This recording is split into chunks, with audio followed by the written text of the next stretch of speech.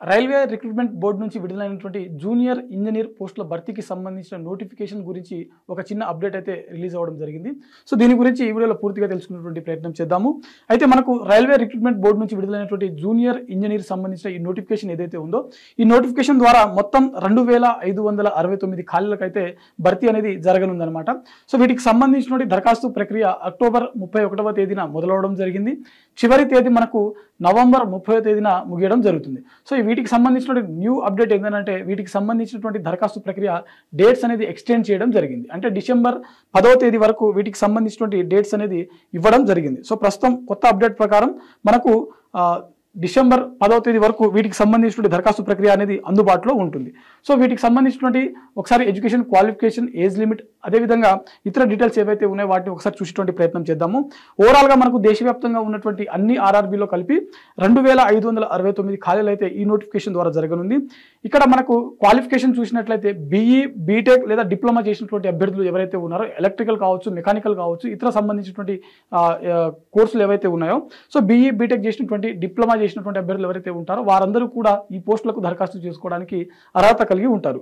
అదేవిధంగా వీటికి సంబంధించినటువంటి మనకు ఎగ్జామినేషన్ అంటే త్వరలో ఎగ్జామినేషన్ సంబంధించినటువంటి డేట్స్ ఏవైతే ఉంటాయో అవి త్వరలో రిలీజ్ అయ్యేటువంటి అవకాశం ఉంది. మాక్సిమం వీటికి సంబంధించినటువంటి ఎగ్జామ్స్ వచ్చేసరికి జనవరి చివరి వారంలో లేకపోతే ఫిబ్రవరి మొదటి వారంలో జరిగేటువంటి అవకాశం ఉంది. సో ఇంకా అఫీషియల్గా వాటికి సంబంధించిన డేట్స్ కూడా అనౌన్స్ కావాల్సి ఉంది.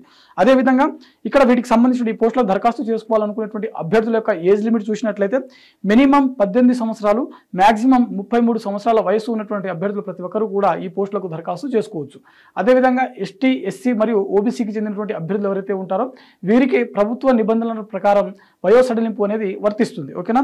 సో ఇదొక అప్డేట్. దీంతో పాటుగా ఇక్కడ మనకు వీటికి సంబంధించిన పే స్కేల్ శాలరీస్ చూసినట్లయితే 7th పే స్కేల్ ఏవైతే ఉందో ఆ లెవెల్లో మనకు ఇవ్వడం జరుగుతుంది. అది సిపిసి లెవెల్ 6 అని కూడా మెన్షన్ చేశారనమాట. Pay level in 7th CPC level 6 అని చెప్పి ఇక్కడ మెన్షన్ చేయడం జరిగింది. అంటే మినిమం శాలరీ వచ్చేసరికి 35,400 రూపాయలు ఉంటుంది. ఇంకా అన్ని అలవెన్స్ కలిపి ఇంకా ఎక్కువనే వచ్చేటువంటి అవకాశం కూడా ఉంది. సో ఇది వీటికి సంబంధించినటువంటి అప్డేట్ అనమాట. దాంతోపాటుగా మరో అప్డేట్ ఏంటంటే వీటికి సంబంధించినటువంటి ఎగ్జామినేషన్ అప్లికేషన్ ఫీ చూసినట్లయితే జనరల్ మరియు ఓబీసీ మరియు ఈడబ్ల్యూఎస్ క్యాండిడేట్స్ ఎవరైతే ఉన్నారో వీరందరూ కూడా దరఖాస్తు ఫీజు అనేది 500 రూపాయలు చెల్లించాల్సి ఉంటుంది.